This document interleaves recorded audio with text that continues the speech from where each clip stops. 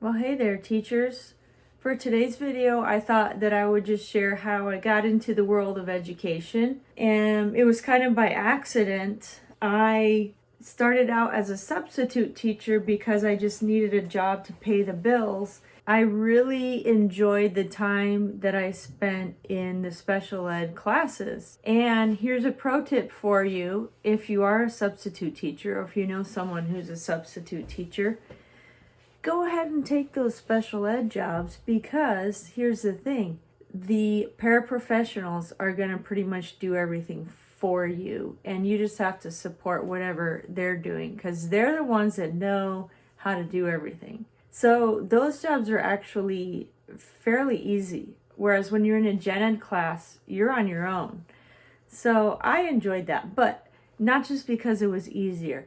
I truly enjoyed the students. And now I don't really like gen ed kids sometimes because they don't have any excuse for their behavior. That's kind of the way I see it. I was in Dallas, Texas at the time, and I decided to go through an alternative certification program so I could get my teaching certificate. That was a good experience. I recommend that. I mean, now there's a teacher shortage. I think pretty much every state has some kind of alternative programs. After being a substitute, I became a paraprofessional, and then I got the teaching job at that same school where I was a paraprofessional. I had a kindergarten class. I would say they had mild to moderate needs, although in Texas, in kindergarten, they don't differentiate for the early childhood program. The next year, I was at the same school, but I had kids with moderate to severe needs because they did sort of divide the kids based on level. Then after that, I moved to California, and I taught on a gen ed campus again in a special ed classroom for 2 years. Then I got a job at a separate school which had students with severe and profound needs, and I worked there for 6 years, and this again is in California near Los Angeles. That was a great experience as well. That was a great school. I did a short stint in Beverly Hills at their high school. They had a transition program, and I did 4 months there. And then I moved to Iowa. I finished off the last school year. That was my first job here, which I'm continuing this school year.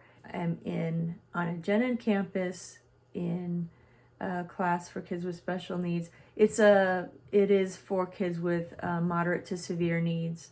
There are other teachers that do more of a resource job, although I also do some resource. I push in and pull out with 4 kids, and I have 3 self-contained kids.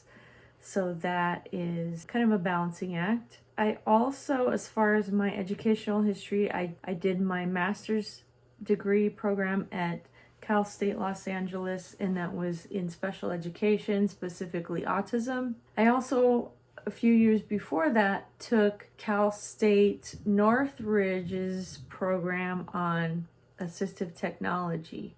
So here's another pro tip. I am really glad that I didn't do my master's degree until I knew exactly what I wanted to do. So I had been teaching maybe like 9 years before I started that program. I kept thinking I want to get a master's degree, but I don't know in what. And then I finally settled on this program at Cal State LA, and I really liked that program. It was very good. I learned a lot about ABA, which is key for an autism program.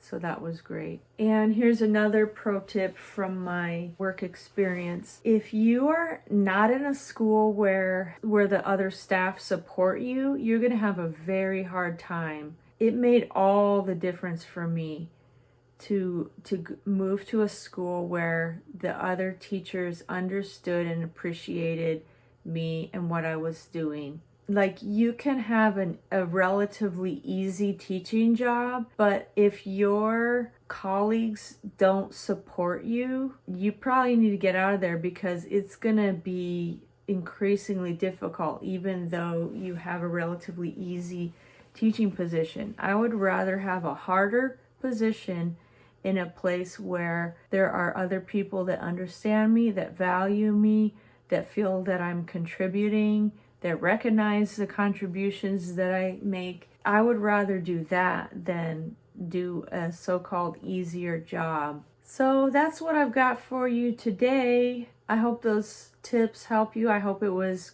insightful for you to hear a little about me, and let me know about your history as a teacher, where you are, what type of classroom you teach in, and yeah, I just love hearing what things are like in different states too. All right, see you later.